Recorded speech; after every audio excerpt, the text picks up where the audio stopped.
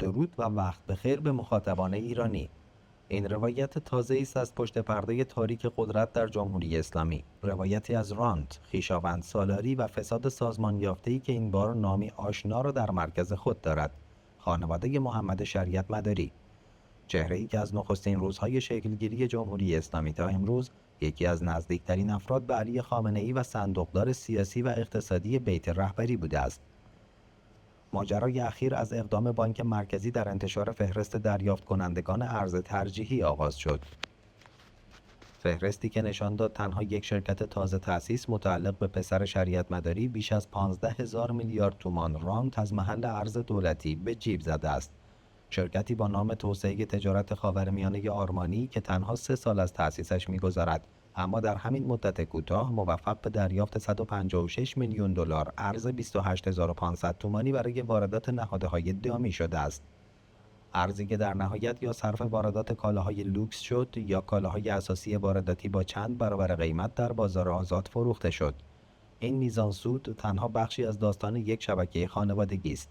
شبکه‌ای متشکل از پسر، داماد، خواهرزاده و بستگان دیگر که همگی زیر چتر نفوذ و امنیتی بودن محمد شریعت مداری رشد کردند و به گلوگاه‌های اقتصادی کشور دست یافتند. امیرحسین شریعت مداری، آقازاده‌ای که امروز عضو هیئت مدیره این شرکت است، تنها فرزند سیاسی این خاندان نیست. داماد جوان محمد علی یاسینی نیز در همان ساختار حضور دارد. پیوندهای خانوادگی این دو به دهه 60 و وزارت اطلاعات باز می‌گردد، جایی که محمد شریعت مداری در کنار ری شهری و حجاریان از پایه‌گذاران دستگاه امنیتی جمهوری اسلامی بود. همان ساختاری که سالها بعد تبدیل شد به پشتوانه‌ای برای تصاحب شرکت‌های کلان اقتصادی از جمله هلدینگ‌های خصولتی. این پدر از همان سالهای ابتدایی بعد از جنگ با حکم خامنه‌ای به ریاست ستاد اجرایی فرمان امام رسید، نقطه‌ای که مسیر ثروت‌سازی او و همراهانش سرعت گرفت.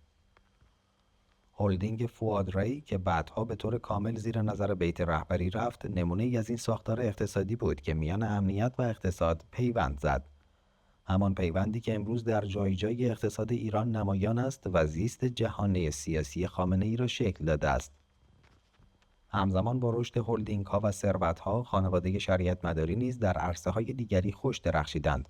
خواهرزاده‌اش محمد هادی رضوی یکی از سرمایه‌گذاران سریال شهرزاد بود، کسی که نهایتاً به دلیل نقش‌آفرینی در فساد بانک سرمایه به 20 سال زندان محکوم شد. حکمی که با رد مال همراه بود و برای فرار از پرداخت بخشی از اموال از جمله یک پرشه سفید صدفی به نام فرزند 9 ساله‌اش منتقل شد. دیگر خواهرزاده عمار صالحی، پسر سرلشکر عطاالله صالحی و داماد خانواده نیز به جرم اختلال اقتصادی و دریافت وام فسادآلود 110 میلیارد تومانی محکوم شد، اما تنها پس از 3 سال با عفو رهبری آزاد شد. آنانی که سرشان به دربار وصل است، برخلاف مردم عادی نه مدت محکومیت را کامل می‌گذرانند و نه اموالی را که به یغما برده‌اند باز می‌گردانند. امیرحسین پسر محمد شریعت مداری مسیر متفاوت‌تری را نیز تجربه کرده است. از تلاش برای ورود به عرصه سینما و حضور در فصل‌های سریال قورباغه تا تجربه خوانندگی با نام مستعار امیر شریعت. در همین حال وزیر کشاورزی دولت پزشکیان در کمال تعجب مهمان غرفه شرکت همین آقازاده در نمایشگاه دام و طیور بود، نشانه‌ای روشن از استمرار همان پیوندهای رانتی که دولت‌های مختلف را بی‌تفاوت به فساد نگه داشته است. در کشور منطق همان است: نسبتت با قدرت اگر درست باشد همه چیز ممکن است. محمد شریعت مداری اما فقط یک چهره اقتصادی نیست، او یکی از نمادهای سگانه مشهور در ساختار فساد جمهوری اسلامی است: زر، زور و تزویر.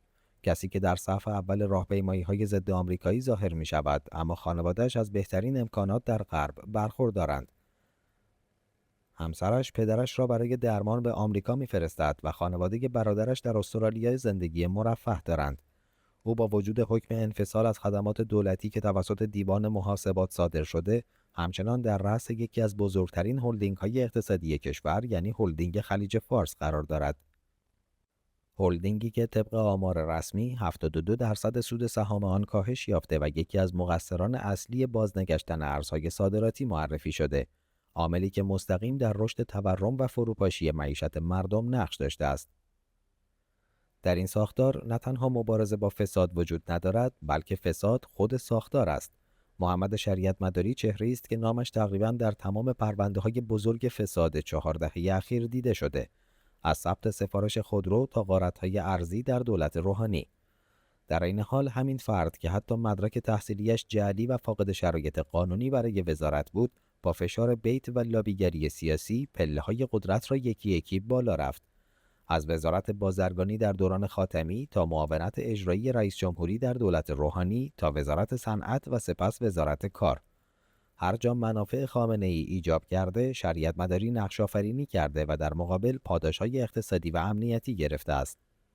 در تحلیل نهایی، محمد شریعت مداری را باید نه یک فرد بلکه یک ساختار متحرک قدرت و رانت دانست.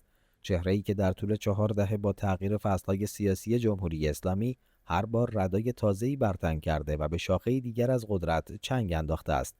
اگر بخواهیم جایگاه او را در هندسه فساد نظام توصیف کنیم، باید گفت شریعت مداری در همان محور مرکزی قرار دارد. همان جایی که امنیت و اقتصاد به هم گره می‌خورند و جایی که وفاداری به شخص رهبر از هر معیار صلاحیت و اخلاقی مهمتر است. او از همان ابتدای انقلاب در دستگاه امنیتی شکل گرفت و همین سابقه باعث شد تا در چشم خامنه‌ای به یکی از مطمئن‌ترین افراد تبدیل شود، کسی که قرار بود گارد اقتصادی بیت را فرماندهی کند. این اعتماد متقابل یک پیام روشن داشت: مسئولیت دائمی، یعنی هیچ محاکمه‌ای، هیچ پرونده‌ای و هیچ رسانه‌ای نمی‌تواند قدرت او را به لرزه درآورد.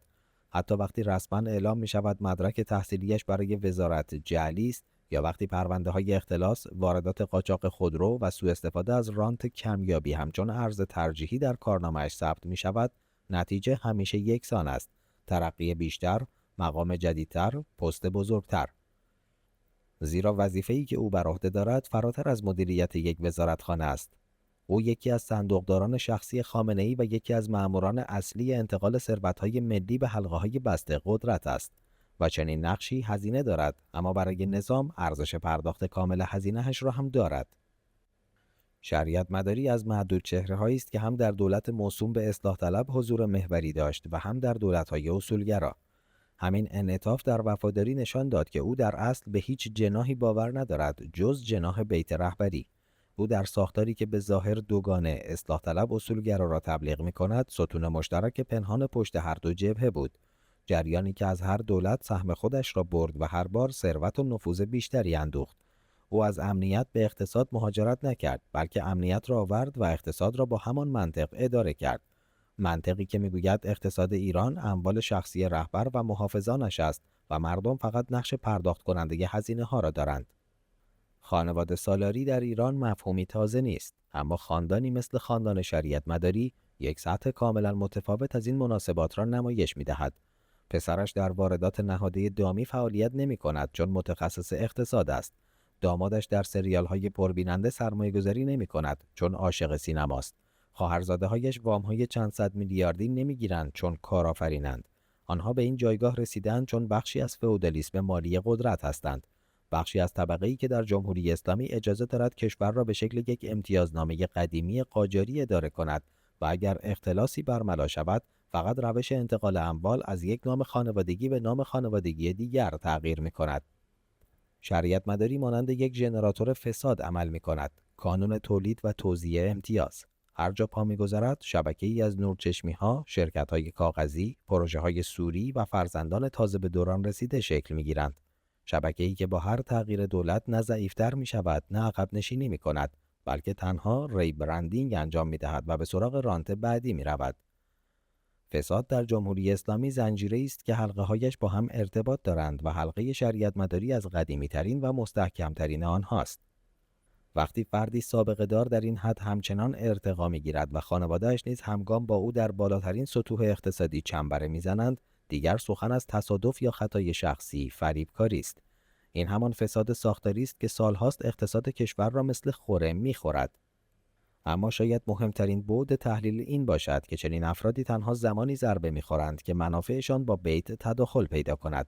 تاریخ سیاسی جمهوری اسلامی پر است از چهره‌هایی که تا زمانی که وفادار بودند تاج بر سر داشتند و هنگامی که منافعشان از کنترل خارج شد، ناگهان از قهرمان نظام به مفسد اقتصادی تبدیل شدند. سرنوشت بسیاری از سرداران اقتصادی قبلی همین بوده است. اما شریعت مداری همچنان پابرجاست، زیرا هنوز کارکرد دارد.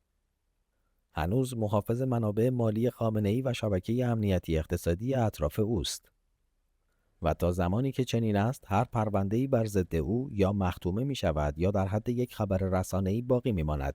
اینها فقط بخشی از سازوکار بقای رژیمی است که برای خودش ساخته شده. نظامی که نه تنها اصلاح پذیر نیست، بلکه به واسطه همین فساد ادامه حیات می دهد. پس ماجرای رانت 15,000 میلیارد تومانی پسر شریعت مداری نه آغاز ماجراست و نه پایان آن. این تنها یک پرده افتاده از نمایشی است که 4 دهه ادامه داشته و همچنان روی صحنه خواهد ماند تا زمانی که این چرخه مصونیت، اعتماد سیاسی، انباشت ثروت و خیانت به منافع عمومی پابرجاست. داستان خانواده شریعت مداری داستان جمهوری اسلامی است، جمهوری غارت، جمهوری روابط، جمهوری کسانی که در خطبه‌های نماز جمعه دشمن اصلی را آمریکا می‌خوانند، اما زندگی و حساب‌های بانکی و آینده فرزندانشان در غرب تضمین شده است. جمهوری اسلامی هرگز برای مقابله با فساد قدمی بر نداشت، چرا که خود فساد ذات و بنیان بقای آن است. در مجموع ماجرای فساد 15,000 میلیارد تومانی امیرحسین شریعت مداری نه سوژه‌ای موردی، بلکه تکه‌ای کوچک از پازل غارت ملی است. غارتی که قهرمانانش همیشه یک ویژگی مشترک دارند: اعتماد رهبری. تمام کسانی که در دایره قدرت خامنه‌ای قرار می‌گیرند همان‌هایی اند که به نام نظام و مردم جیب خصوصی خود و خانواده‌شان را پر کردند، بدون ترس از قضاوت عمومی یا دستگاه قضایی که خود بخشی از همین شبکه است. این ماجرا یک بار دیگر یادآور می شود که فساد در جمهوری اسلامی نه ناشی از اشتباهات فردی، بلکه نتیجه یک سیستم طراحی شده برای چپاول سازمان یافته است. سیستمی که پاسدارانش از میان امن‌ترین حلقه‌های قدرت انتخاب می شوند و تا زمانی که خادم رهبر باشند مسئولیت مطلق دارند. با تحلیل‌های حرفه‌ای و جذاب در جریان دنیای پرتحول امروز باشید. برای دریافت جدیدترین ویدیوها کانال ما را سابسکرایب کرده و زنگوله را فعال کنید تا از هیچ تحلیلی جا نمانید. به امید فردایی بهتر.